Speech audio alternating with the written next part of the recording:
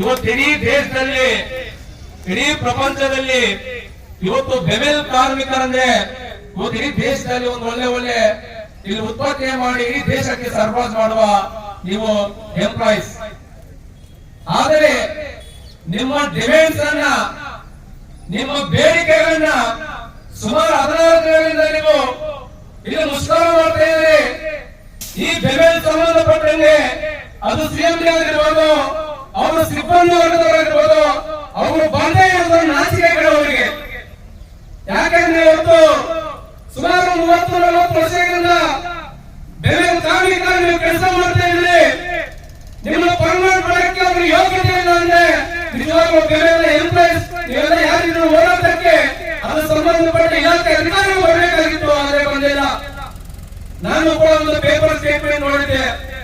ಇದೇ ನಮ್ಮ ಕರ್ನಾಟಕದ ಕೇಂದ್ರ ಸಚಿವರು ಕುಮಾರಸ್ವಾಮಿ ಅವರು ಕೂಡ ಬಂದಿದ್ರು. ಇಲ್ಲಿ ಬಂದು ಅವರ ಡಿಮ್ಯಾಂಡ್ಸ್ ಮಾತಾಡಿದ್ರು. ಆದ್ರೆ ಅವರು ಕೆಲವು ಮಾತಾಡುವಾಗ ನಾನು ಅಬ್ಸರ್ವ್ ಮಾಡಿದ್ದೇನೆ. ಆದ್ರೆ ಕೆಲವೊಂದು ಡಿಮ್ಯಾಂಡ್ಸ್ ಬಗೆಹರಿಸ್ತಾರೆ, ಆದ್ರೆ ಪರ್ಮನೆಂಟ್ ಮಾಡೋದು ನನ್ನ ಕೈಯಲ್ಲಿಲ್ಲ ಅಂತ.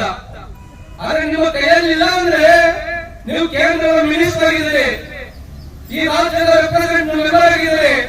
ಅಲ್ಲಿನ ರಾಜನಾಥ್ ಸಿಂಗ್ ಅಂತಿದ್ದಾರ ರಕ್ಷಣಾ ಅಧಿಕಾರಿಗಳು, ಅವರ ಹತ್ರ ಚರ್ಚೆ ಮಾಡಬೇಕಾದ್ರೆ ನಮ್ಮ ಕರ್ನಾಟಕದ ಕೋಲಾರ ಬೆಂಗಳೂರು ಕಾರ್ಮಿಕರು ಅವ್ರನ್ನ ಕರ್ಕೊಂಡ್ಬರ್ಬೇಕು. ಅದು ನಿಮ್ಮ ಶಕ್ತಿ, ಕುಮಾರಸ್ವಾಮಿ ಶಕ್ತಿ. ಅದು ಇವತ್ತು ಯಾಕೆ ಹೇಳ್ತೀವಿ ಅಂದ್ರೆ ಒಂದು ಕಡೆ ಕರ್ನಾಟಕ ರಾಜ್ಯದಲ್ಲಿ ಸಿದ್ದರಾಮಯ್ಯ ಸರ್ಕಾರ ಇದೆ, ಭಾರತ ದೇಶದಲ್ಲಿ ನರೇಂದ್ರ ಮೋದಿ ಸರ್ಕಾರ ಇದೆ.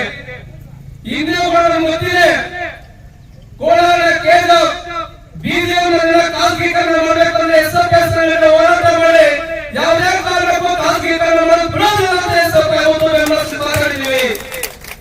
ಇವತ್ತು ಕೂಡ ಎಸ್ಎಫ್ಎಸ್ ಕೇಂದ್ರ ಬೆಂಗಳೂರು ಕಾರ್ಮಿಕ ಪರವಾಗಿ ನೀವು ಎಷ್ಟು ದಿನಗಳು ಹೋರಾಟ ಮಾಡ್ತೀರೋ ನಿರಂತರವಾಗಿ ನಿಮ್ಮ ಹೋರಾಟಕ್ಕೆ ಎಸ್ಎಫ್ಎಸ್ ಬೆಂಬಲ ಸೂಚಿಸ್ತಾ ಇದ್ದೀವಿ. ಅದರ ಜೊತೆಗೆ ಇವತ್ತು ನಾವು ಹೇಳ್ತಾ ಇದ್ದೀವಿ, ಬಿಜೆಪಿ ಬೆಂಬಲ ಎಂಪ್ಲಾಯೀಸ್ ಇವತ್ತು ಇಲ್ಲಿ ಸ್ಥಳೀಯರಿಗೆ ಉದ್ಯೋಗ ಕೊಡಬೇಕು, ಒಂದು ಕೇಂದ್ರ ತಾಲೂಕಿನ ಜನರಿಗೆ ಉದ್ಯೋಗ ಕೊಡಬೇಕು, ಕೋಲಾರ ಜಿಲ್ಲೆ ಕನಿಷ್ಠ ಪ್ರತಿಯೊಬ್ಬರು ಉದ್ಯೋಗ ಕೊಡಬೇಕು.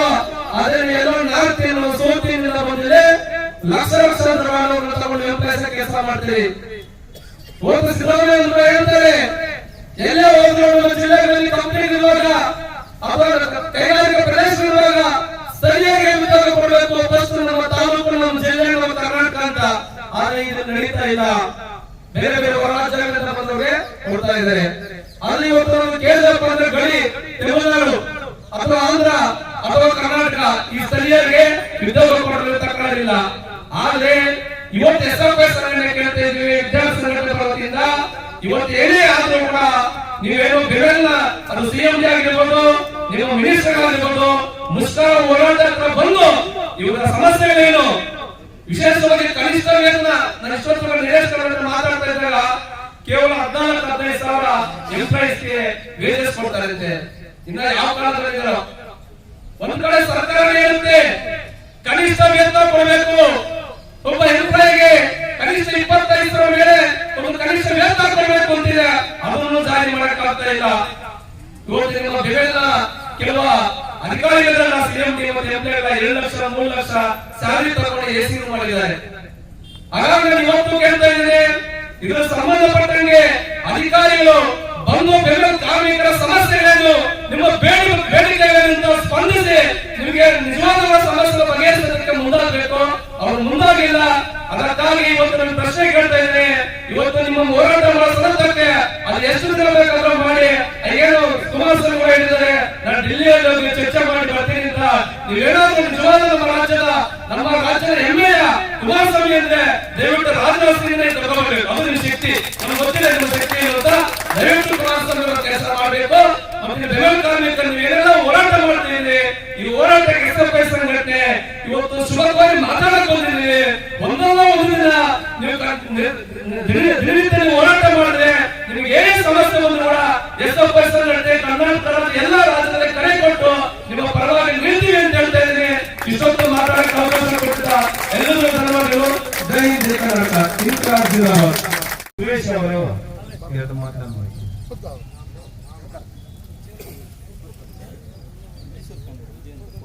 ಆತ್ಮೀಯ ಎಲ್ಲ ನನ್ನ ಅಣ್ಣಂದಿರು ಅಕ್ಕಂದಿರು ಆಗಿ ನನ್ನ ತಂದೆ ತಾಯಿಗಳಂತಹ ತಾವೆಲ್ಲರೂ ಸಹ ಇಲ್ಲಿ ಏನು ಮುಷ್ಕರ ಮಾಡ್ತಾ ಇದ್ರೆ, ನಾನು ಸುಮಾರು ದಿನಗಳಿಂದ ಯೂಟ್ಯೂಬ್ ಮತ್ತೊಂದು ಎಲ್ಲವನ್ನೂ ನೋಡ್ತಾ ಇದ್ದೆ.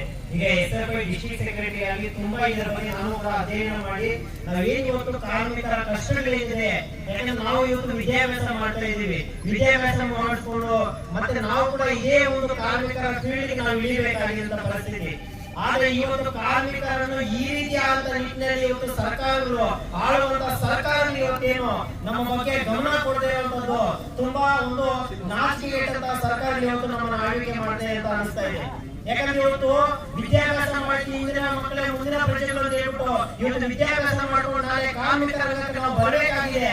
ಈ ರೀತಿಯಾದ ಸಮಸ್ಯೆಗಳನ್ನು ಬಗೆಹರಿಸುವ ನಿಟ್ಟಿನಲ್ಲಿ ಇವತ್ತು ನಿರ್ಲಕ್ಷ್ಯ ವಹಿಸ್ತಾ ಇದನ್ನ ಸರ್ಕಾರವನ್ನು ತುಂಬಾ ಒಂದು ಅಪ್ಡೇಟ್ ಅಂತ ಒಂದು ಸರ್ಕಾರ ಇವತ್ತು ನಮ್ಮ ಮಧ್ಯೆ ಇದೆ ಅಂತ ನಾವು ಅರ್ಥ ಮಾಡ್ಕೋಬೇಕಾಗಿದೆ.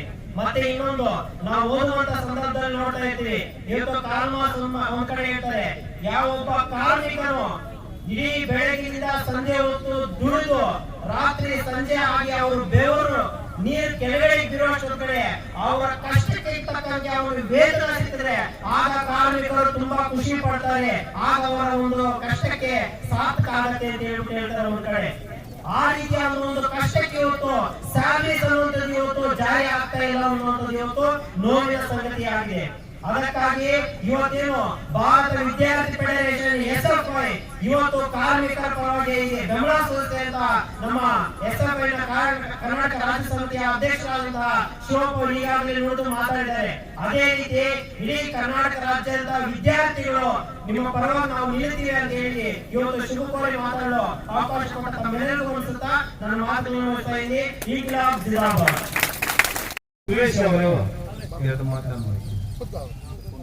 ಆತ್ಮೀಯ ಎಲ್ಲ ನನ್ನ ಅಣ್ಣಂದಿರು ಅಕ್ಕಂದಿರು ಆಗಿ ನನ್ನ ತಂದೆ ತಾಯಿಗಳಂತಹ ತಾವೆಲ್ಲರೂ ಸಹ ಇಲ್ಲಿ ಏನು ಮುಷ್ಕರ ಮಾಡ್ತಾ ಇದ್ರೆ, ನಾನು ಸುಮಾರು ದಿನಗಳಿಂದ ಯೂಟ್ಯೂಬ್ ಮತ್ತೊಂದು ಎಲ್ಲವನ್ನೂ ನೋಡ್ತಾ ಇದ್ದೆ. ಈಗ SFI ಡಿಸ್ಟ್ರಿಕ್ಟ್ ಸೆಕ್ರೆಟರಿ ಆಗಿ ತುಂಬಾ ಇದರ ಬಗ್ಗೆ ನಾನು ಕೂಡ ಅಧ್ಯಯನ ಮಾಡಿ ನಾವೇನು ಇವತ್ತು ಕಾರ್ಮಿಕರ ಕಷ್ಟಗಳಿದೆ, ಯಾಕಂದ್ರೆ ನಾವು ಇವತ್ತು ವಿದ್ಯಾಭ್ಯಾಸ ಮಾಡ್ತಾ ಇದ್ದೀವಿ, ವಿದ್ಯಾಭ್ಯಾಸ ಮಾಡಿಕೊಂಡು ಮತ್ತೆ ನಾವು ಕೂಡ ಇದೇ ಒಂದು ಕಾರ್ಮಿಕರ ಫೀಲ್ಡ್ಗೆ ನಾವು ಇಳಿಬೇಕಾಗಿರುವಂತ ಪರಿಸ್ಥಿತಿ. ಆದ್ರೆ ಇವತ್ತು ಕಾರ್ಮಿಕರನ್ನು ಈ ರೀತಿಯಾದ ನಿಟ್ಟಿನಲ್ಲಿ ಇವತ್ತು ಸರ್ಕಾರಗಳು ಆಳುವಂತ ಸರ್ಕಾರ ಇವತ್ತೇನು ನಮ್ಮ ಬಗ್ಗೆ ಗಮನ ಕೊಡದೇ ಇರುವಂತದ್ದು ತುಂಬಾ ಒಂದು ನಾಚಿಕೆಗೆಟ್ಟಂತ ಸರ್ಕಾರ ಇವತ್ತು ನಮ್ಮನ್ನು ಆಳ್ವಿಕೆ ಮಾಡಿದೆ ಅಂತ ಅನಿಸ್ತಾ ಇದೆ. ಯಾಕಂದ್ರೆ ಇವತ್ತು ವಿದ್ಯಾಭ್ಯಾಸ ಮಾಡಿ ಇಂದಿನ ಮಕ್ಕಳೇ ಮುಂದಿನ ಪ್ರಜೆಗಳು ಅಂತ ಹೇಳ್ಬಿಟ್ಟು ಇವತ್ತು ವಿದ್ಯಾಭ್ಯಾಸ ಮಾಡ್ಕೊಂಡು ನಾಳೆ ಕಾರ್ಮಿಕರ ರಂಗಕ್ಕೆ ನಾವು ಬರಬೇಕಾಗಿದೆ. ಈ ರೀತಿಯಾದ ಸಮಸ್ಯೆಗಳನ್ನು ಬಗೆಹರಿಸುವ ನಿಟ್ಟಿನಲ್ಲಿ ಇವತ್ತು ನಿರ್ಲಕ್ಷ್ಯ ವಹಿಸ್ತಾ ಇದನ್ನ ಸರ್ಕಾರವನ್ನು ತುಂಬಾ ಒಂದು ಅಪ್ಡೇಟ್ ಅಂತ ಒಂದು ಸರ್ಕಾರ ಇವತ್ತು ನಮ್ಮ ಮಧ್ಯೆ ಇದೆ ಅಂತ ನಾವು ಅರ್ಥ ಮಾಡ್ಕೋಬೇಕಾಗಿದೆ. ಮತ್ತೆ ಇನ್ನೊಂದು, ನಾವು ಓದುವಂತ ಸಂದರ್ಭದಲ್ಲಿ ನೋಡ್ತಾ ಇರ್ತೀವಿ, ಇವತ್ತು ಕಾಲ್ಮಾಸ್ ಒಂದ್ ಕಡೆ ಹೇಳ್ತಾರೆ, ಯಾವೊಬ್ಬ ಕಾರ್ಮಿಕನು ಇಡೀ ಬೆಳಗಿನಿಂದ ಸಂಜೆ ಹೊತ್ತು ದುಡಿದು ರಾತ್ರಿ ಸಂಜೆ ಆಗಿ ಅವರು ಬೆವರು ನೀರು ಕೆಳಗಡೆ ಬಿರುವಷ್ಟರ ಕಡೆ ಅವರ ಕಷ್ಟಕ್ಕೆ ತಕ್ಕಂತೆ ಅವರು ವೇತನ ಸಿಕ್ಕಿದ್ರೆ ಆಗ ಕಾರ್ಮಿಕರು ತುಂಬಾ ಖುಷಿ ಪಡ್ತಾರೆ, ಆಗ ಅವರ ಒಂದು ಕಷ್ಟಕ್ಕೆ ಸಾರ್ಥಕ ಆಗತ್ತೆ ಅಂತ ಹೇಳ್ತಾರೆ ಒಂದ್ ಕಡೆ. ಆ ರೀತಿಯಾದ ಒಂದು ಕಷ್ಟಕ್ಕೆ ಇವತ್ತು ಸ್ಯಾಲರೀಸ್ ಅನ್ನುವಂಥದ್ದು ಇವತ್ತು ಜಾರಿ ಆಗ್ತಾ ಇಲ್ಲ ಅನ್ನುವಂಥದ್ದು ಇವತ್ತು ನೋವಿನ ಸಂಗತಿ ಆಗಿದೆ.